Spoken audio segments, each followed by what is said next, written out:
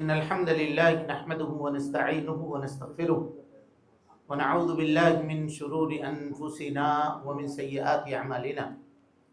من يهده الله فلا مضل له ومن يضلل فلا هادي له وأشهد أن لا إله إلا الله وحده لا شريك له وأشهد أن محمدا عبده ورسوله. أما بعد فإن خير الحديث كتاب الله وخير الهدي هدي محمد صلى الله عليه وسلم وشر الأمور محدثاتها وكل محدثة بدعة وكل بدعة ضلالة وكل ضلالة في النار. قابل قدر جناب صدر لائق احترام علماء کرام، آج کے اس کورس آپ کہیں اس میں میں جس عنوان کے وضاحت کا مکلف بنایا گیا ہوں وہ ہے تکفیر اور اس کے ضوابط. تکفیر اور اس کے ضوابط. تکفیر کہتے کس کو ہیں؟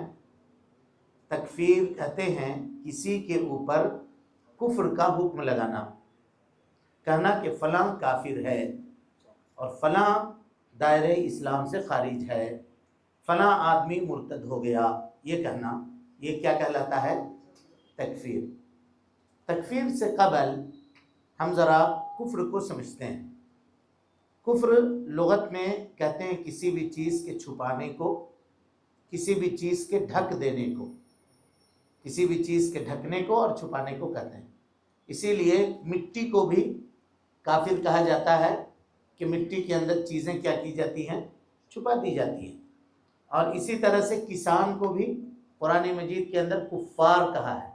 کیوں؟ اس لیے کہ وہ دانے کو زمین میں کیا کرتا ہے؟ چھپا دیتا ہے.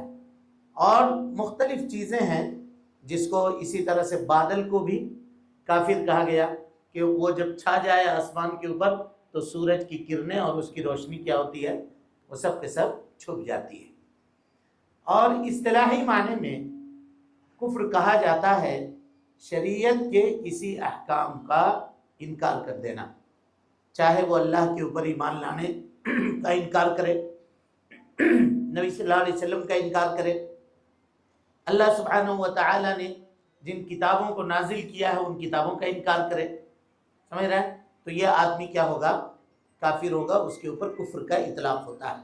ایمان کی ضد جو ہے وہ کیا ہے؟ کفر ہے. آدھے گھنٹے کے لیے ہم آپ کے سامنے ہیں، ٹو دا پوائنٹ بات کریں گے، اور آپ سے گزارش ہے کہ آپ ذرا اس کو غور سے سمجھیے، کیونکہ یہ وہ معاملہ ہے جس میں آج کل کے زمانے میں لوگ افراط اور تفریط کے شکار ہیں. دنیا کے اندر جتنے بھی ناحق خون بہائے گئے اور جس قدر خون بہائے گئے، ان میں سب سے زیادہ خون بہانے کے پیچھے جو وجہ کار فرما ہے وہ یہی ہے تکفیر کے مسئلے کو نہ سمجھنا. لوگوں نے کم علمی کی بنیاد پر ان کو کافر قرار دیا جو حقیقت میں کافر تھے نہیں. نصوص جو کفار کے سلسلے میں نازل ہوئے تھے، مشرکوں کے سلسلے میں نازل کیے گئے تھے، ان کو اٹھا کر کے اہل اسلام کے اوپر پیش کیا. چنانچہ اس امت میں مظلومانہ طور پہ قتل کیا گیا جس خلیفے کا، جس کو دنیا حضرت عثمان ابن عفان رضی اللہ تعالی عنہ کے نام سے جانتی ہے، ان کا خون کیسے بہایا گیا؟ ان لوگوں نے ان کے چند اعمال اور چند افعال جو کہ درست نہیں تھے ان کو فروغ دیا اور اس بنیاد پر ان کو کیا کیا؟ کافر قرار دیا. اور پھر ان کے اوپر حملہ کیا. یہ بلوائی آئے اور ایسے حالت میں، اب غور کیجئے، جب اسلام کی سرحدیں افریقہ تک پہنچ رہی تھی اور وہاں جا کر کے اسلامی افواج اپنے سلطنت کا اور کلمہ توحید کے جھنڈے اور اس کے علم کو بلند کر رہی تھی، ان کے خلیفہ کو دارالحکومت میں گھیر کر کے چند اوباشوں نے 1400 یا 1200 کی تعداد میں، جن کی تعداد تھی، انہوں نے قتل کر دیا. کیسی حالت تھی آپ سوچیے. اس کے بعد حضرت علی رضی اللہ تعالیٰ عنہ کا زمانہ آیا اور حضرت علی رضی اللہ تعالیٰ عنہ کے زمانے میں پھر یہی فکر 17 رمضان کو عبداللہ ابن ملجم اور اس طرح کے لوگ خانہ کعبہ کے ارد گرد میں اکٹھا اور جمع ہوئے، اور انہوں نے امت کے سب سے بڑے ولی جو اس زمانے میں تھے حضرت علی رضی اللہ تعالیٰ عنہ، ان کو کہا کہ وہ کافر ہے، کافر۔ اور وہاں سے نکلے، ایک نے کہا کہ ہم معاویہ رضی اللہ تعالیٰ عنہ کو قتل کریں گے، ایک نے کہا کہ عمرو ابن عاص کو قتل کرنے کی ذمہ داری میری ہے، اور ایک نے کہا کہ حضرت علی ابن ابی طالب رضی اللہ تعالیٰ عنہ کو قتل کرنے کی ذمہ داری میری ہے۔ اور اس کے بعد کے جو معاملات ہوئے وہ آپ سب کے سب جانتے ہیں۔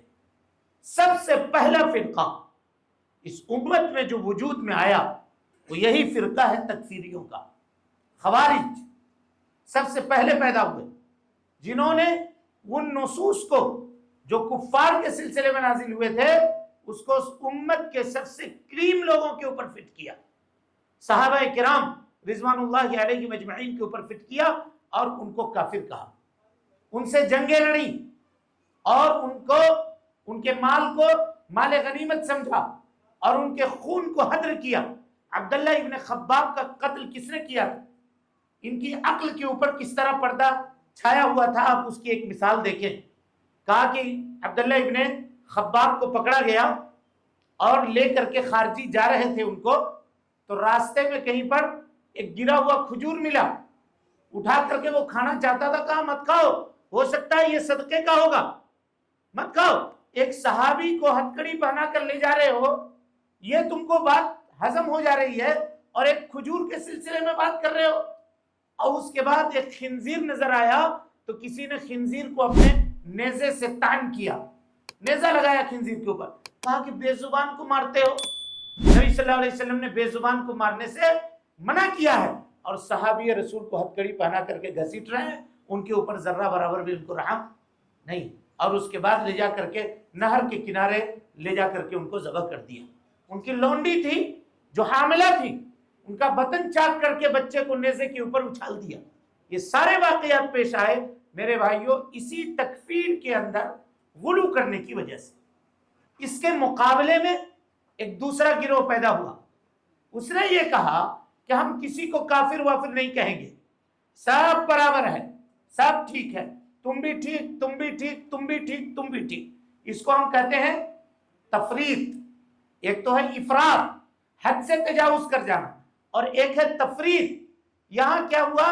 یہاں کہا کہ نہیں سب چوچو کا مربع بن جاؤ، تم دوسرے کو مان رہے ہو، کہا تم بھی ٹھیک ہے، تم بھی مان رہے ہو، تم بھی ٹھیک ہے، تم بھی یہ عمل کر رہے ہو، کہا تم بھی ٹھیک، ہم کسی کو برا کیوں کہیں گے؟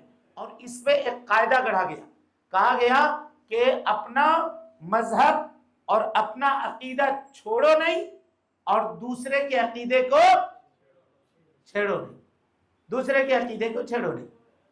یہی وہ بات ہے جس کی جانب اشارہ کرتے ہوئے محمد بن عبد الوہاب رحمۃ اللہ علیہ نے کہا ہے کہ وہ آدمی جو کتاب و سنت سے ثابت شدہ مسائل میں اور امر میں کہ اگر اللہ اور اس کے رسول نے فیصلہ کیا ہے کہ فلاں آدمی کافر ہے، اور وہ اس کافر کو کافر نہ سمجھے تو وہ خود بھی کافر ہے۔ کہا کیوں کافر ہے خود بھی؟ کہا اس لیے کہ اس نے قرآن کی آیتوں کا انکار کیا، اس نے نبی صلی اللہ علیہ وسلم کی احادیث کا انکار کیا۔ یہ بات اب جان لیجئے کہ کفر کا فتویٰ لگانا یہ ہمارے اور آپ کی بس کی بات نہیں ہے۔ کس معنی میں؟ اس معنی میں کہ کون سا عمل کفریہ ہے اور کون سا عمل کفریہ نہیں ہے، یہ فیصلہ ہم نہیں کر سکتے، آپ نہیں کر سکتے۔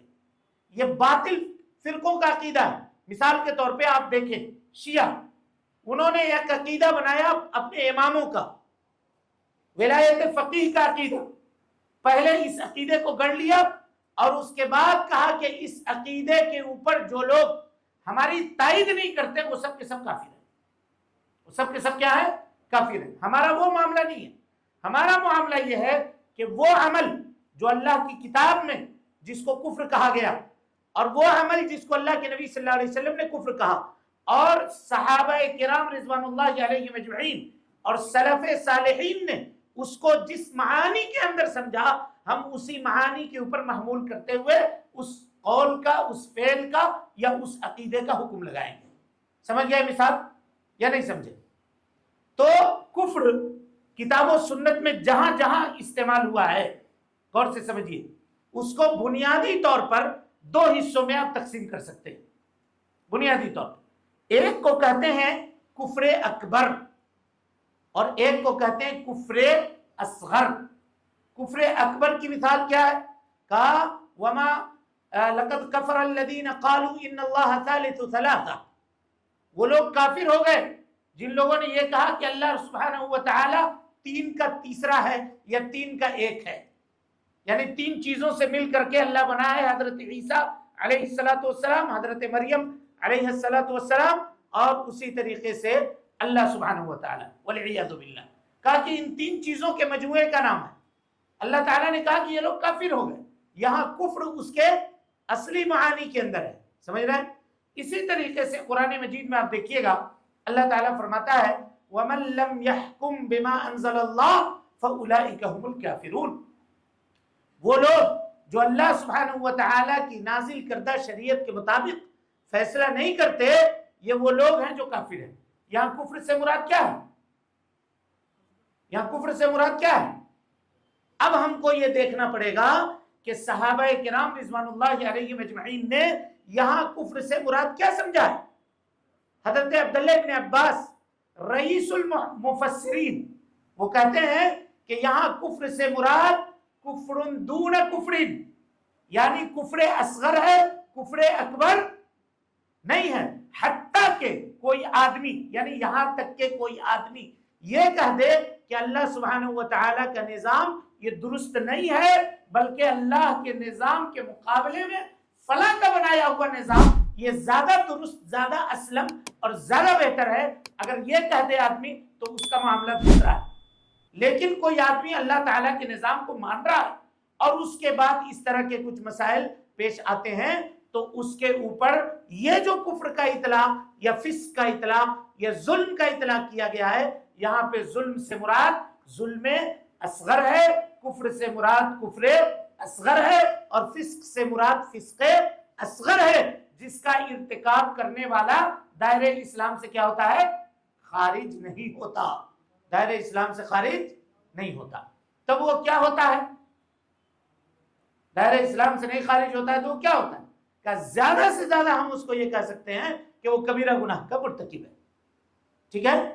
اب جب یہ بات آئی کبیرہ گناہ کے سلسلے میں تو یہاں لوگ متفرق ہو گئے، الگ الگ ہو گئے۔ خوارج نے اپنا عقیدہ پیش کیا، کیا کہا؟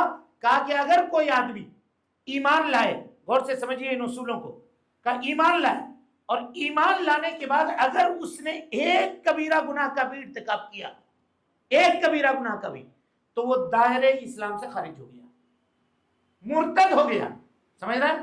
اسی لیے انہوں نے کیا کیا؟ بعض دفعہ اسی ہندوستان کے چند علاقوں میں لوگ ایسے پیدا ہوئے، وہ علماء کو خطبہ دینے سے پہلے ان کی داڑھیوں کو جانچتے تھے، اس طرح چیک کرتے تھے کہ اگر آپ داڑھی کاٹتے ہیں تو آپ کافر ہیں، آپ ہمارے ممبر کے اوپر خطبہ نہیں دے سکتے۔ یہ دور آیا ہے اسی ہندوستان میں، آپ کو بتا رہا ہوں، کچھ لوگ ایسے پیدا ہوئے، ہر کبیرہ گناہ کے مرتکب کو انہوں نے کافر سمجھا اور کفر کا حکم ان کے اوپر لگایا۔ اور آپ یہ جان لیجئے کہ صرف یہی معاملہ نہیں ہوا، آپ کو ذرا ہم تاریخ کے پیچھے لے چلتے ہیں۔ خوارج کا یہ جو معاملہ اس زمانے میں شروع ہوا تھا، ذوالخویسرہ التمیمی جس کا ذکر ابھی آپ کے سامنے ہوا ہے، اور اس کے بعد یہ گروہ جو آیا حضرت عثمان اور حضرت علی رضی اللہ تعالیٰ عنہ کے زمانے کے بعد، یہ فتنہ دب گیا تھا، یہ فتنہ دب گیا تھا۔ لیکن آپ جان لیجئے کہ اگر غلط نظریہ کسی سماج میں پنپ جائے تو نظریہ کے حاملین مر جاتے ہیں لیکن نظریہ زندہ رہتا ہے، وہ ختم نہیں ہوتا، کسی نہ کسی شکل میں وہ ریسائیکل ہو کر کے پھر لوگوں کے سامنے آتا ہے۔ 1946 کے بعد کی حالات آپ اٹھا کر کے دیکھیں، جب کتابیں لکھی گئیں دین کی 4 بنیادی اصطلاحات اور اس طرح کی کتابیں، اور اس کے اندر کیا ہے اس کی تفصیل میں آپ کو نہیں کروں گا، اس حرکت الدعوہ، جماعت التکفیریین اور ان کا جو ہے یہ گروہ پیدا ہوا جنہوں نے علماء سنت کے خلاف اپنی تلواریں سونت لی۔ شیخ ابن باز کو کن لوگوں نے کہا تھا کہ یہ حیض و نفاس کے عالم ہے، بادشاہوں کے دلے ہیں والعیاذ باللہ۔ شیخ ابن عثیمین کو کہا کہ ان کے فتاوے عورتوں کے ازار کے باہر نکلتی نہیں ہیں، صرف حیض کے بارے میں، نفاس کے بارے میں اور اس طرح کی چیزوں کے بارے میں یہ لوگ فتویٰ دیتے ہیں، دوسرے اور کسی معاملات میں فتویٰ نہیں دیتے. یہ کون تھے؟ یہ انہی سید قطب اور اس جیسے لوگوں کے تعلیمات سے متاثر ہونے والے یہ طالبانی گروپ تھا. کس قدر دھما چوکڑی انہوں نے مچائی، کتنے لوگوں کو قتل کیا. یہ اہل اسلام کو قتل کیا کرتے تھے اور اہل کفر کو چھوڑ دیا کرتے تھے. آج بھی ان کے سرغنے کی جو اقوال ہے وہ سب کے سب موجود ہیں. انہوں نے کیا کہا کہ اخواننا الیہود والنصارى، ہمارے بھائی یہود و نصارہ ہیں. اور رہی بات کہ یہ عرب کے لوگ یا سعودی عرب کے یہ جو لوگ ہیں یہ محارب ہیں، ہم ان سے لڑائی کریں گے، ان کی سلطنتوں کو ختم کریں گے، ان کی حکومتوں کو ختم کریں گے. بتائیے، یہود و نصارہ بھائی ہیں، ان کے مقابلے میں جو موحدین ہیں، جو آپ کے غلط نظریے سے اور غلط عقائد سے روکنے والے ہیں، ان کو کہا کہ نہیں یہ ہمارے دشمن ہیں. لہذا یہاں دھماکے کرنا، وہاں دھماکے کرنا، مسلمانوں کے مساجد کے اندر دھماکے کرنا، اس کو کافر کہنا، اس کو کافر کہنا، یہ ایک سلسلہ چل نکلا. میرے بھائیوں، جتنی تکفیری گروہ پیدا ہوئے ان تمام گروہوں میں سے آپ کو ایک بات میں آپ کو بتا دوں کہ ان کا سرغنہ اگر آپ مان لیں موجودہ زمانے کے اندر تو یہی وہ فکر ہے جو اخوان المسلمین اور اس کے جو حالی موالی ہیں یا اس کا جو بذر ہے، اس کی جو جڑیں ہیں جہاں سے ہوتی ہیں، وہ سب کے سب لوگ ہیں. چنانچہ رسائل و مسائل میں اس کے رائٹر نے لکھا، کہا کہ اب ہماری یہ جو جماعت ہے جس کو جماعت اسلامی لوگ کہتے ہیں، کہ ہماری یہ جو جماعت ہے اس کی حیثیت دنیا میں ویسی ہے جیسے انبیاء کے دعوت کو حاصل تھی. آج تک کوئی بھی دعوت اتنی کامیاب نہیں ہوئی جتنی ہماری یہ دعوت کامیاب ہوئی. اور اس کے بعد کہتے ہیں کہ اب دنیا والوں کے پاس صرف دو راستے ہیں. کیا راستہ ہے؟ کہ یا تو وہ اس دعوت کو قبول کر کے وہ پوزیشن اختیار کریں جو صحابہ کرام رضوان اللہ علیہم اجمعین کی تھی، یا نہیں تو اس دعوت کا انکار کر کے وہ پوزیشن اختیار کریں جو اس زمانے کے یہود و نصارہ کی تھی. سمجھ رہے ہیں؟ اور اسی لیے انہوں نے اپنے اس مسلک کا نام ہی رکھا جماعت اسلامی، کہ اس کے علاوہ جتنے لوگ ہیں وہ سب کے سب غیر اسلامی ہیں. یہ نظریہ کیا ہے؟ یہ نظریہ کیا ہے؟ یہ وہ تکفیری مادہ ہے میرے بھائیوں جو تکفیر کے بارے میں گرو گھنٹال احمد رضا خان بریلوی نے بھی نہیں کیا، اس کو بھی نہیں بیان کیا. آج لوگ کہتے ہیں اتحاد اتحاد اتحاد، اتحاد کے نام پہ سب کو قبول کرو. وہ پہلے آپ کو ماننے کے لیے تیار تو ہو جائے. ان کے عبارتوں کے اندر، ان کے بین السطور کے اندر، ان کے حاشیوں کے اندر جو چنگاری چھپی ہوئی ہے اس کو محسوس کرنے کی کوشش کیجیے. جن کی زبانیں صحابہ کرام رضوان اللہ علیہم اجمعین کی عصمت کے اوپر اٹھتی ہوں، وہ آپ کو اور ہم کو مسلمان کہنے کے لیے راضی ہوں گے؟ نہیں راضی ہوں گے. بہت ساری بات شیخ نے ابھی آپ کے سامنے بیان کر دی ہے، بس میں اشارے کر کے آپ کے سامنے گفتگو کو آگے بڑھاتا ہوں. اس کے بعد آئیے، یہ خوارج کا گروہ تھا جس نے کبیرہ گناہ کے اوپر کیا کیا؟ لوگوں کو کافر کہا اور مرتکبین کبیرہ کو کافر کہا، اور کہا کہ مرنے کے بعد یہ سب کے سب دائمی جہنمی ہوں گے. کیا ہوں گے؟ دائمی جہنمی. یعنی ایک آدمی اگر کبیرہ گناہ کا ارتکاب کرتا ہے تو کبیرہ گناہ کے ارتکاب کر کے بغیر توبہ کے اگر مر گیا تو اللہ سبحانہ و تعالی اس کو جہنم میں داخل کرے گا اور وہ ہمیشہ جہنم میں رہے گا. یہ کس نے کہا؟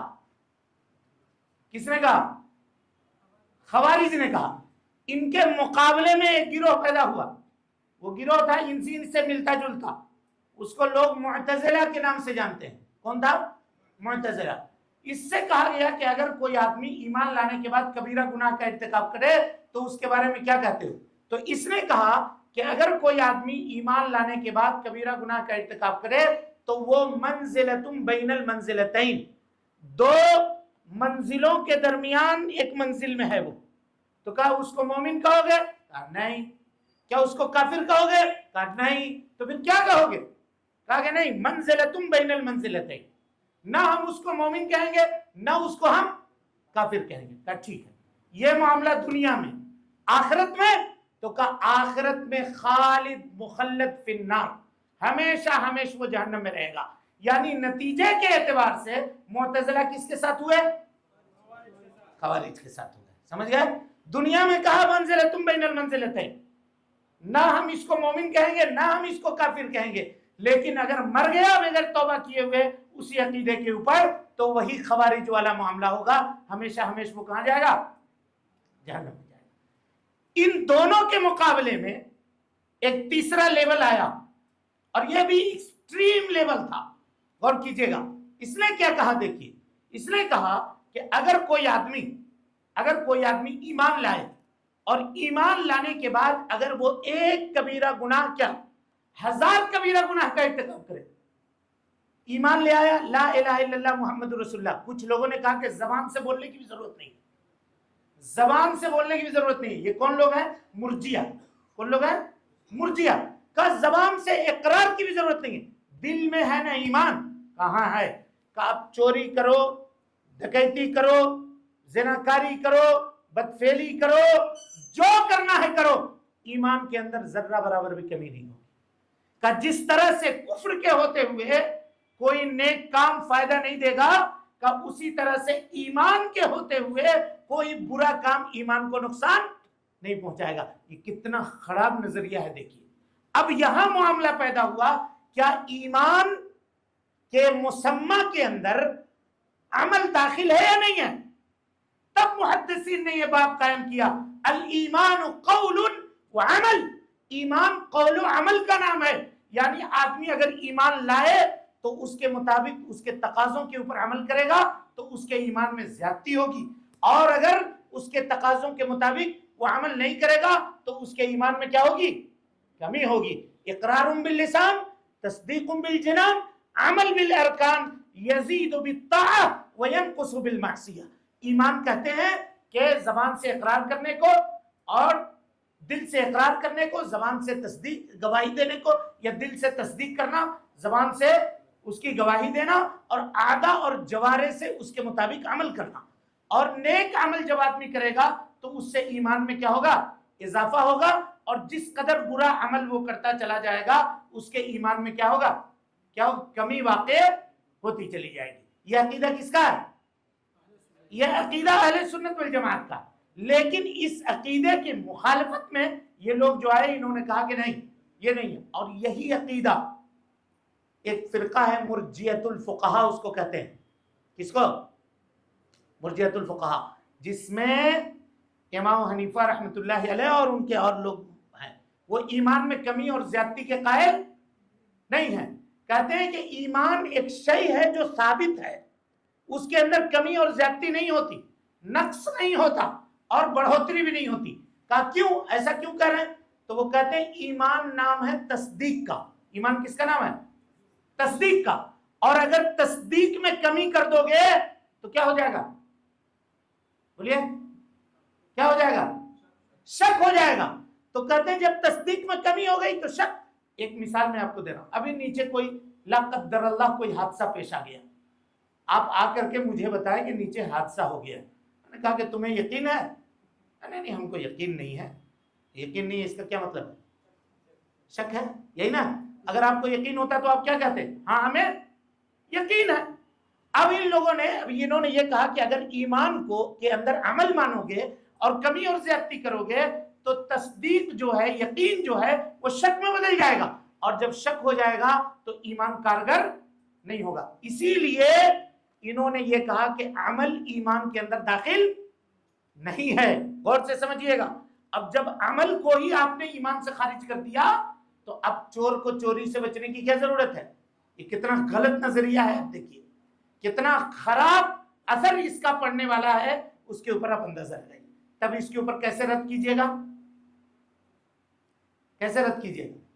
دیکھیے، یقین کے بھی مراتب ہیں، اس کے کیا ہیں؟ درجات ہیں۔ اس کی ایک مثال لیجیے۔ اگر آپ مجھے سچا مانتے ہیں، ٹھیک ہے، تو میں اگر آپ سے اس وقت کہوں کہ اس وقت، ایک مثال دے رہا ہوں، اس وقت دنیا کی سب سے بہترین قلموں میں ایک قلم میرے پاس موجود ہے، میں آپ کو یہ کہوں، اگر آپ مجھے سچا مانتے ہیں تو مانیں گے یا نہیں مانیں گے کہ مولوی صاحب ٹھیک کہہ رہے ہوں گے، ہوگا ان کے پاس قلم ایسا ہوگا؟ مانیں گے یا نہیں مانیں گے؟ مانیں گے۔ پھر میں تھوڑی دیر بعد اپنے جیب سے قلم نکال کر کے آپ کو دکھا دوں، تو جس وقت میں نے کہا تھا اس وقت کے یقین میں اور جب آپ نے آنکھ سے اس کو دیکھ لیا، اس وقت کے یقین میں فرق ہوا یا نہیں ہوا؟ ہوا یا نہیں ہوا؟ ہوا۔ اب اس کے بعد میں آپ میں سے کسی کو بلا کر کے کہوں کہ یہ لیجئے قلم اور اس سے لکھیے، آپ نے اس کو یوز کیا، لکھ لیا، کہا واہ واقعی مولانا آپ جو کہہ رہے تھے بالکل۔ اب آپ بتائیے، جب میں کہہ رہا تھا اس وقت کے یقین میں، جب قلم دکھایا اس وقت کے یقین میں، اور جب آپ نے اس کو یوز کر لیا اس وقت کے یقین میں، فرق ہے یا نہیں ہے؟ اسی کو اللہ تعالیٰ نے کہا لَتَرَوُنَّ الْجَحِيمَ ثُمَّ لَتَرَوُنَّهَا عَيْنَ الْيَقِينِ، ضرور بھی ضرور تم جہنم کو دیکھو گے، اور اس وقت جب جہنم اپنی آنکھ سے دیکھو گے تو تم کو عین الیقین حاصل ہو جائے گا۔ اور جب اللہ سبحانہ وتعالی لا قدر اللہ اٹھا کر کے کسی کو جہنم میں ڈال دے، اب اس کو حق الیقین ہو جائے گا۔ کیا بولو؟ یہ 3 درجات۔ ورنہ پھر کہیے کہ جب حضرت ابراہیم علیہ السلام نے کہا تھا رب ارینی کیف تحیی الموتى، میں دیکھنا چاہتا ہوں کیسے تم مردوں کو زندہ، قال ولم تؤمن، کیا تم کو ایمان نہیں ہے؟ بلا اے اللہ ایمان ہے، ولکن لا یطمئن قلبی، لیکن اگر آنکھ سے دیکھ لیں گے تو اور ایمان میں اضافہ ہو جائے گا نا۔ سمجھ میں آ رہی بات؟ جی تو یہ ہے، تو اس سے یہ پتا چلا کہ ایمان میں عمل داخل ہے۔ اب آئیے اہل سنت والجماعت کہتی ہے کہ تم سب کے سب غلط ہو، خوارج کا نظریہ بھی غلط، مرجیہ معتزلہ کا نظریہ بھی غلط۔ اگر کوئی آدمی ایمان لانے کے بعد کبیرہ گناہ کا ارتکاب کرتا ہے، اگر توبہ کر لیا تو التائب من الذنب کمن لا ذنب لہ، گویا کہ اس کا کوئی گناہ ہے ہی نہیں، اللہ سبحانہ وتعالی اس کو معاف کرے گا۔ لیکن اگر بغیر توبہ کے مر گیا تو وہ اللہ تعالیٰ کی مشیت کے اوپر مرا، انشاء عذبہ، اگر اللہ چاہے گا تو اس کو عذاب دے گا، وہ انشاء غفر لہ، اگر اللہ تعالیٰ چاہے گا تو اس کو معاف کر دے گا، اگر اللہ چاہے گا تو اس کو معاف کر دے گا۔ یہ کبیرہ گناہ والوں کے سلسلے میں اہل سنت والجماعت کا عقیدہ ہے۔ یہاں تک بات کلیئر ہو گیا دوسرے فرقوں سے؟ اب آئیے، اگر حقیقی طور پر واقعی کسی آدمی کے اندر کوئی عمل موجود ہے جو کفریہ ہے، کتاب و سنت کے نصوص سے وہ چیز ثابت ہے، تو کیا ہر کس و ناکس کو یہ اختیار دیا جائے گا کہ وہ کہتا پھرے کہ تو کافر، تو کافر، تو کافر، تو کافر، تو کافر، کفر کی دکان لے کر کے بیٹھ جائے؟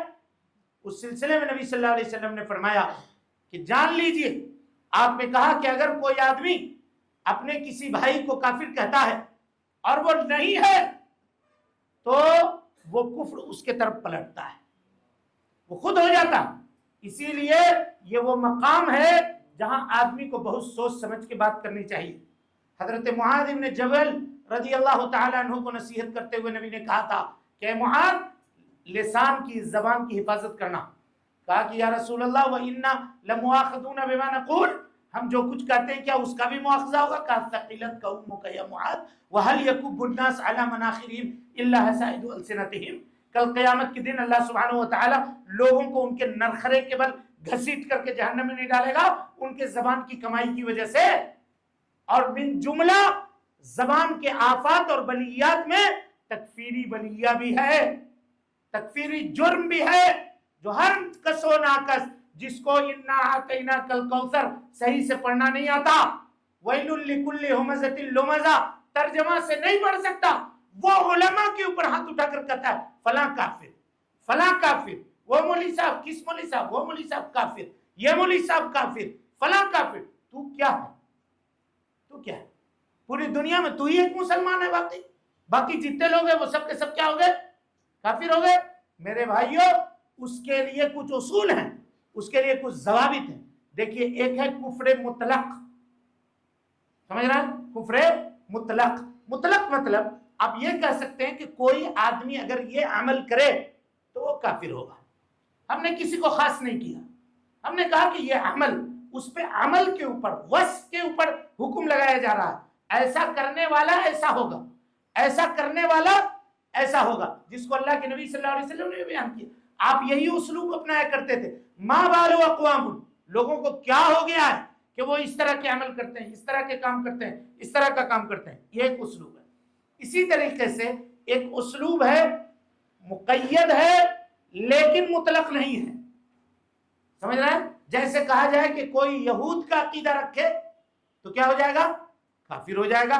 کوئی نصارہ کا عقیدہ رکھے تو کیا ہو جائے گا؟ کافر ہو جائے گا۔ دیکھ رہے ہیں آپ بات کو؟ یہاں ایک طرح سے تقید ہم نے کی ہے لیکن پھر بھی معین نہیں کیا، ایک پرٹیکولر ایک شخص کو نہیں کہا، اس کو کہتے ہیں کفر مطلق۔ اب اس کے بعد آئیے کفر معین، ایک آدمی کو آپ کہہ رہے ہیں کہ یہ زید، یہ عمر، یہ بکر، یہ فلاں، یہ فلاں، یہ کافر ہے، اس کے لیے بہت ضوابط ہے، اس کو اور سمجھنے کی ضرورت ہے۔ سب سے پہلی چیز، کون کافر ہے یا نہیں ہے یہ فیصلہ کون کرے گا؟ ہم یا آپ؟ اللہ سبحانہ و تعالی۔ سب سے پہلی چیز یہی دیکھنا ہے۔ اس کے بعد دیکھیے، جس کا اسلام یقین سے ثابت ہے، یقین سے ثابت ہے، اس کے اسلام کو کاٹنے کے لیے اس جیسا یقین لانا پڑے گا۔ قاعدہ ہے فقہیہ، الیقین لا یزول بالشک، شک ہے، شبہ ہے اس کے بارے میں۔ کہا کہ وہ مولوی صاحب کو ہم دیکھے کہ فلاں جگہ یہ چل رہا تھا کچھ کاریکرم ان کا، اور وہاں پر جا کر کے وہ کھڑے تھے، اور کوئی کہتے نہیں جھکے ہوئے تھے، ہو سکتا ہے مولوی صاحب کا پیسہ گر گیا ہو، اس کو اٹھانے کے لیے جھکا ہو مولوی صاحب، تو کہا کہ نہیں وہاں سجدہ کر رہے تھے، تو کیا کہو گے؟ کافر ہو گیا وہ؟ بولیے۔ مطلب انسان کھانا پچنے میں جتنا ٹائم لگے اس سے کم معاملات میں، عام طور پر ایک آدمی کو دنیا میں پیدا ہو کر کے بالغ ہونے میں کم سے کم 18 سے 20 سال لگتے ہیں، لگتے ہیں کہ نہیں لگتے ہیں؟ لیکن یہ ہمارا معاملہ ہے کہ یہاں آج ایک آدمی ایک اردو کی کتاب پڑھتا ہے، کل چل کر کے وہ چاہتا ہے کہ ہم امام مسلم، امام بخاری ہو گئے۔ جو وہ دعویٰ نہیں کر سکتے تھے آج یہ دعویٰ کرتے ہیں۔ جو ہماری نظر سے یہ بات نہیں گزری، ارے تمہاری نظر کہاں تک گئی؟ کتنی کتابیں جانتے ہو دین اسلام کے بارے میں؟ کتنی باتیں معلوم ہے دین اسلام کے متعلق؟ ذرا بتاؤ۔ اور اس کے بعد ایک اسٹیج مل گیا، سوشل میڈیا مل گیا، اور اس کے بعد کہا ڈیئر ٹو آسک می، دم ہے تو ہمت ہے تو مجھ سے پوچھو، میرے سے سوال کرو، میں تمہارے سوال کا جواب دوں گا۔ یہاں صحابہ کرام رضوان اللہ علیہم اجمعین کتنے صحابہ تھے؟ نبی صلی اللہ علیہ وسلم کے ساتھ حج کرنے والے صحابہ 1,24,000 سے زائد تھے۔ مشکل سے لوگوں نے لکھا ہے کہ 12 صحابہ ایسے تھے جو فتویٰ دیا کرتے تھے، 12 صحابہ، باقی سب کے سب فتویٰ نہیں دیتے، فتویٰ دینے میں پیچھے ہٹ جاتے۔ آج ہمارا کوئی آدمی 2 کتاب، وہ بھی انگریزی میں اگر پڑھ لے، یا کسی 2 محاضرہ کسی کا پڑھ لے، تو اسٹیج لگا کے کھڑا ہو گیا، پوچھو کس کو سوال پوچھنا ہے پوچھو، اور اس کے بعد اٹکل پچو جو من میں آ رہا۔ میرے بھائی، دین کے بارے میں کوئی بھی بات بولنا، یہ مان لیجئے اگر میں آپ کے طرف سے چیک پہ سائن کر کے پیسہ نکال لوں، آپ اس کو برداشت کیجئے گا؟ امام ابن قیم نے کتاب لکھی ہے اعلام الموقعین، ان لوگوں کو ڈرنا چاہیے جو فتویٰ دینے کے اوپر اپنے آپ کو نسب کرتے ہیں کہ وہ اللہ سبحانہ و تعالیٰ کی طرف سے سگنیچر کر رہے ہیں۔ اگر غلط سگنیچر کریں گے اللہ تعالیٰ گردن مڑول کے رکھ دے گا۔ وَلَوْ تَقَوَّلَ عَلَيْنَا بَعْدَ الْأَقَاوِيلِ لَأَخَذْنَا مِنْهُ بِالْيَمِينِ ثُمَّ لَقَطَعْنَا مِنْهُ الْوَتِينَ۔ اپنے محبوب جناب محمد رسول اللہ صلی اللہ علیہ وسلم پورے قرآن میں جہاں یا محمد کہا کہ اللہ نے ان کو نہیں پکارا، ان کے بارے میں یہ کہا کہ اگر قول ذرا سی ادھر ادھر کیے، کچھ معاملے میں گڑبڑی کیے، کچھ اضافہ کیا، ہم داہنے ہاتھ سے آپ کی گردن پکڑیں گے اور آپ کی شہرت کاٹ دیں گے۔ کوئی نہیں بچا سکتا ہے آپ کو۔ ان لوگوں کو ڈرنا چاہیے کہ اللہ تعالیٰ زمین پھاڑ کے اس کو دھسا دے گا جو اللہ سبحانہ و تعالیٰ کے سلسلے میں اٹکل پچو اور اپنے مرضی سے بات کرتے ہیں۔ اگر کوئی آدمی، علماء کا معاملہ سنیے، اگر وہ کہتے ہیں کہ اگر کوئی آدمی صرف ظن کے مطابق میرا گمان یہ ہے کہ یہ بات صحیح ہے یہ کہہ کر کے فتویٰ دیتا ہے، وہ کبیرہ گناہ کا مرتکب ہے۔ دلیل نہیں ہے، چپ رہیے، خاموش ہو جائیے، نہیں بولیے۔ دلیل کے بغیر بول بول کر کے یہاں تک یہ معاملات کیا ہوئے، نکلتے رہے۔ تو میرے بھائیو، سب سے پہلی چیز کہ جس کا ایمان یقین سے ثابت ہے، اس کے اوپر کفر کا فتویٰ لگانے کے لیے اس جیسا یقین لانا پڑے گا۔ شک و شبہ ہے تو وہ ثابت نہیں ہوگا۔ دوسرا، جس کے اوپر آپ لگا رہے ہیں فتویٰ وہ مکلف ہونا چاہیے۔ چھوٹا بچہ ہے، مجنون ہے، پاگل ہے، معتوہ ہے، اس کو کہہ رہے ہیں کہ یہ کافر ہے تو وہ مجنون ہے۔ نبی صلی اللہ علیہ وسلم نے فرمایا رفع القلم عن 3 طرح کے لوگوں سے قلم اللہ تعالیٰ نے اٹھا لیا، پاگل یہاں تک کہ ٹھیک ہو جائے، सोने वाला यहाँ तक के बेदार हो जाए, और इसी तरीके से यानी सभी छोटा बच्चा यहाँ तक के वो क्या हो जाए, बालिग हो जाए, मुकल्लफ हो जाए, जवान हो जाए। उसके बाद कहा वो आदमी जिसके ऊपर कुफ्र का फतवा लगाया जा रहा है, आपका सवाल था, उस आदमी के ऊपर इकराह न किया गया हो। इकराह माने जबरदस्ती, किसी को गन पॉइंट के ऊपर रख दिया और कहा कि अल्लाह का इनकार करो नहीं तो गोली चला देंगे, अभी मार देंगे फौरन, और वो आदमी तैश में है, गुस्से में है। अब आप देख रहे हैं कि कोई रास्ता नहीं है जान बचाने के लिए। अगर आदमी जबान से वो बात कह दे तो इंशाअल्लाह उसका मुआखजा उस पर नहीं होगा। इल्ला मन उकरिहा व कल्बुहु मुतमइन्नुम बिल ईमान, मगर वो आदमी जो मजबूर कर दिया जाए और उसका दिल ईमान के ऊपर क्या हो, मुतमइन हो, तो ऐसे आदमी से मुआखजा नहीं होगा। हजरत अम्मार इब्न यासिर को बहुत मारा मक्के में लोगों ने और कहा कि नबी सल्लल्लाहु अलैहि वसल्लम का इनकार करो, किया उन्होंने।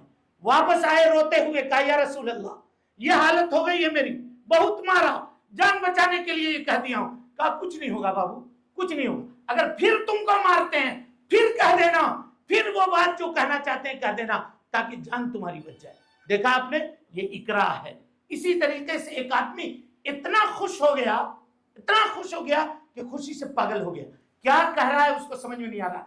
अब उस वक्त वो जो बोलेगा, उस वक्त जो बोलेगा उसके बोलने का मुआवजा नहीं होगा। याद कीजिए बुखारी की उस रिवायत को, जो आदमी गया था सफर में और उसका ऊंट गायब हो गया था या घोड़ा गायब हो गया था, सोया फिर उठा, मौत का यकीन हो गया था, उठ के देखा कि सामने मेरा ऊंट जो है साजो सामान के साथ खड़ा है।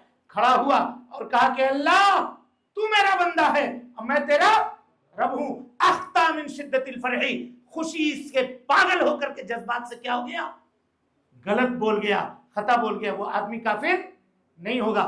इसी तरह से बहुत गम से और खौफ से मगलूब होकर के अपनी ज़बान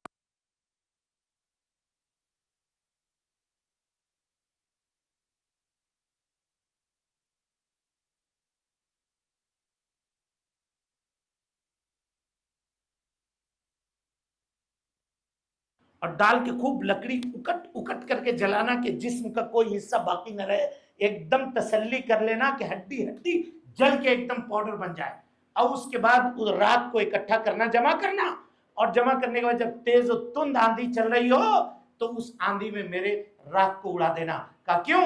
इसलिए कि अगर अल्लाह कल हमको जिंदा करने के ऊपर कादिर हो गया, अल्लाह अकबर, ये कुफरिया जुमला है, देख रहे हैं आप, अगर अल्लाह जिंदा करने के ऊपर कादिर हो गया तो मुझको वो अजाब देगा जो दुनिया में किसी को अजाब न दिया होगा। लेकिन खौफ से पागल होकर के इसने ये अमल किया, अल्लाह सुब्हानहू व तआला ने उसको माफ कर दिया, माफ कर दिया। लेकिन इकराह मुहक्कक होना चाहिए। एक आदमी ये कहे कि अभी कुफ्र का कलमा कहो वरना 1 साल के बाद तुम्हारा बेटा जिंदा नहीं बचेगा, कहेंगे जाओ 1 साल होगा तब देखेंगे, अभी क्यों कहेंगे? तहकीक उसकी होनी चाहिए। हर आदमी कह देता है हम मजबूर थे। अरे भाई कैसे मजबूर थे? सूद ले लेते हैं, कहते हैं मजबूर थे। काहे मजबूर थे? क्या आप मर रहे थे? खाना नहीं मिल रहा था आपको? क्या बगैर उसके लिए हुए आप बचते नहीं? समझ रहे? मजबूरी भी तय कौन करेगी? हम और आप नहीं करेंगे तय, शरीयत तय करेगी कि कौन सी चीज मजबूरी की है और कौन सी चीज मजबूरी की नहीं है। तो अगर कोई आदमी मजबूरी में ये कहता है तो नहीं होगा। लेकिन एक और बात बता के फिर बात को खत्म करते हैं, लगता वक्त हो गया है ना। वो रिवायत आप लोगों ने सुना होगा या सुनी होगी, ये रिवायत कि 2 लोग थे बनी इसराइल के, चल के जा रहे थे कहीं, एक घाटी में पहुंचे तो घाटी वालों ने उनको रोक लिया, कहा कि यहाँ हमारे माबूद हैं, इनको चढ़ावा चढ़ाओ, नहीं चढ़ाओगे तो हम यहाँ से जाने नहीं देंगे। एक ने कहा कि हम नहीं चढ़ावेंगे, उसको कत्ल कर दिया। दूसरे ने कहा कि मेरे पास चढ़ाने के लिए कुछ भी नहीं है, कहा एक काम करो, कर्रिब वलौ बिजुबाबा, चढ़ाओ अगरचे एक मक्खी क्यों ना हो, चढ़ाओ। उसने मक्खी मार करके चढ़ा दिया, जहन्नम में गया। अभी इस हदीस का क्या जवाब दीजिएगा? यहां तो अभी आप कह रहे थे कि जिसको मजबूर कर दिया जाए वो आदमी बच जाएगा।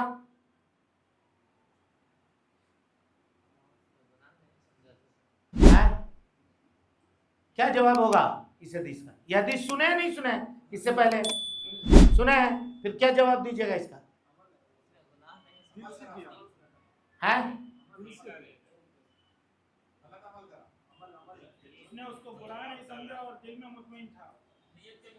دل کا معاملہ ہم کو کیسے پتا چلے گا؟ ہاں بھائی حدیث میں ہی جواب ہے. اس کو کہا گیا قرب ولو بذبابہ. اس سے پہلے اس نے کیا کہا؟ کہا کہ میرے پاس کچھ نہیں ہے چڑھانے کے لیے. یہ تو نہیں کہا کہ میں نہیں چڑھاؤں گا، کہا کچھ نہیں ہے. اس کا مطلب یہ ہے کہ وہ با اختیار ہو کر کے چڑھایا، ورنہ وہ کہتا میں نہیں چڑھاؤں گا پہلے والے کی طرح سے. اس نے کہا میرے پاس کچھ نہیں ہے. اس کا مطلب یہ ہے کہ وہ اختیار اس کا باقی تھا، اس نے جان بوجھ کر کے ایسا کیا تب جا کر کے جہنم گیا. ایک جواب یہی ہے، اور یہی جواب سب سے زیادہ درست ہے. حالانکہ کچھ لوگوں نے کہا کہ یہ پہلے زمانہ کے واقعات ہے بنی اسرائیل کا، تو ان کے یہاں اکراہ کا معاملہ نہیں تھا. لیکن ابن قیم نے کہا کہ اس کو جانے دو، اس کے اوپر دلیل نہیں ہے. یہاں حدیث میں جب دلیل موجود ہے تو اس کی طرف نہیں جا کر کے، تاویل قریب کی طرف نہ جا کر کے بعید کی طرف کیوں جاتے ہو؟ تو اس کا معنی یہ ہوگا کہ جب اس سے کہا گیا کہ چڑھاؤ، تو اگر وہ اعتقاد یہ رکھتا تھا کہ چڑھانا شرک ہے تو کہہ دیتا کہ ہم نہیں چڑھائیں گے، چاہے مکھی ہو چاہے مچھر ہو. اس نے کہا کہ میرے پاس کچھ نہیں ہے، یعنی کچھ ہوتا تو چڑھا دیتے. تو کہا کہ ٹھیک ہے کچھ نہیں ہے تو مکھی تو ہے، مکھی چڑھا دیا اس نے. مکھی کہاں گیا؟ وہ جہنم گیا. اچھا، اس کے بعد یہ آخری چیز کہ جس کے اوپر آپ حکم لگا رہے ہیں، یہ طے کر لیجئے، تحقیق کر لیجئے کہ اس تک حجت پہنچی ہے یا نہیں پہنچی ہے. کیوں؟ اس لیے وما كنا معذبين حتى نبعث رسولا. اللہ تعالیٰ کہتا ہے ہم کسی کو عذاب نہیں دیتے یہاں تک کہ رسول بھیج دیں. لیکن حجت پہنچنے کا کیا مطلب ہے؟ یہ طے کرنا پڑے گا.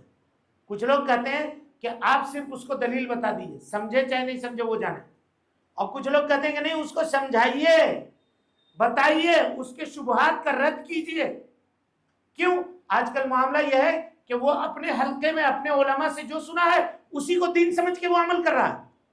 آپ اس کے سامنے جا کر کے بتلائیے تو صحیح کہ یہ جو عمل کر رہے ہو یہ کفریہ عمل ہے، یہ جو عمل کر رہے ہو شرکیہ عمل ہے. ابن حزم کہتے ہیں کہ اللہ کی کتاب اور نبی صلی اللہ علیہ وسلم کی سنت سے اس کے سامنے یہ باتیں واضح کی جائیں کہ اس کا یہ عمل شرکیہ ہے، اس کا یہ عمل کفریہ ہے، اس کے باوجود وہ آدمی وہ عمل کرتا ہے، تب اس کے اوپر وہ حکم لگایا جائے گا. لیکن آپ نے اس کو سمجھایا نہیں، اس کو بتایا نہیں. کامولی صاحب تو تقریر کرتے ہی رہتے ہیں، بتاتے ہی رہتے ہیں، وہ نہیں سنا تو ہمارا اس میں کیا قصور ہے؟ تب آپ کو حق نہیں ہے کہ آپ اس کو وہ کہہ سکیں. سمجھ میں آ رہی بات؟ اس تمام باتوں کا خلاصہ یہ ہے کہ یہ ہر کس و ناکس کا کام نہیں ہے. وہ آدمی جو متزلعن فی کلا المشربین، حدیث کا اور قرآن مجید کی آیتوں کا، ناسخ اور منسوخ کا، تعویلات کا، اصول فقہ کا، عقیدہ کے اصولوں کا اور ان تمام چیزوں کا جو علم رکھنے والا ہو، وہ آدمی اس معاملے کو کرے گا. یہ ہر کس و ناکس کا معاملہ نہیں ہے. رہی بات اعتقاد کی، تو ہم یہ عقیدہ رکھیں گے کہ فلاں عمل فلاں عمل فلاں عمل کرنے والا آدمی اگر با اختیار ہو کر کے وہ عمل کرتا ہے تو وہ آدمی کیا ہوگا؟ کافر ہوگا. یہ عقیدہ ہم رکھیں گے. سمجھ میں آ رہی بات؟ اسی کو اللہ تعالیٰ نے کہا کہ وَمَن يَكْفُرْ بِالطَّاغُوتِ وَيُؤْمِن بِاللَّهِ فَقَدِ اسْتَمْسَكَ بِالْعُرْوَةِ الْوُثْقَىٰ. سب کو ملا جلا کے چلنے سے نہیں ہوگا. طاغوت کا انکار کرنا پڑے گا تب جا کر کے اللہ کے اوپر ایمان لانا. پہلے تخلیہ ہے، پہلے تصفیہ ہے، اس کے بعد جا کر کے توحید ہے. لا الہ الا اللہ. لا الہ الا اللہ کے دو ارکان، ایک نفی اور دوسرا اس بات. اور اس بات کے اوپر اللہ نے نفی کو مقدم کیا ہے، اسی کو یہاں بیان کیا. وَمَن يَكْفُرْ بِالطَّاغُوتِ. آج یہ سب لفڑے میں نہیں پڑھیے گا، بڑے بڑے لیڈر بیان دیتے ہیں پوجا پدھتی کا سب طریقہ ہے، سب کا پہنچتا وہی ہے. میاں کہے اس کو برا کہتے ہو، اس کو کہے برا کہتے ہو، اس کو برا کہے کہتے ہو. پرمیشور پرماتما اور فلاں کی سب عبادت کرنے والے لوگ ہیں، سب اسی کی سنتان ہیں، اسی کی اولاد ہیں اور اسی کی طرف چلتے ہیں. ہم اس کو برا کیوں کہیں گے؟ اس کو برا کیوں کہیں گے؟ اعوذ باللہ من الشیطان الرجیم. پھر قرآن کی اس آیت کا کیا کہیے گا؟ قُلْ يَا أَيُّهَا الْكَافِرُونَ لَا أَعْبُدُ مَا تَعْبُدُونَ وَلَا أَنْتُمْ عَابِدُونَ مَا أَعْبُدُ وَلَا أَنَا عَابِدٌ مَا عَبَدتُّمْ وَلَا أَنْتُمْ عَابِدُونَ مَا أَعْبُدُ. اس کا کیا کہیے گا؟ اور پھر اس کے بعد وہ حدیث کہ من قال لا الہ الا اللہ، جو لا الہ الا اللہ کہے، وکفر بما یعبد من دون اللہ، جو ان تمام چیزوں کا انکار کرے جو اللہ کے علاوہ جن جن چیزوں کی عبادت کی جاتی ہے اس کا انکار کرے، حرم مالہ و دمہ، تب وہ آدمی اسلام کی عصمت میں آئے گا، اسلام کی عصمت میں اور اس کے سراؤنڈ میں، اس کے باؤنڈری میں داخل ہوگا، نہیں تو وہ آدمی نہیں ہوگا۔ با مسلمان اللہ اللہ، باب رحمن رام رام، یہ کہنے سے وہ مسلمان نہیں ہوگا۔ اللہ بھی خوش، محلہ بھی خوش، ایسا کرنے والا آدمی نہیں ہوگا۔ اقول قولی ھذا واستغفر اللہ لی ولکم ولسائر المسلمین من کل ذنب وخطیئۃ فاستغفروہ انہ کان للأوابین غفورا۔ والسلام علیکم ورحمۃ اللہ وبرکاتہ۔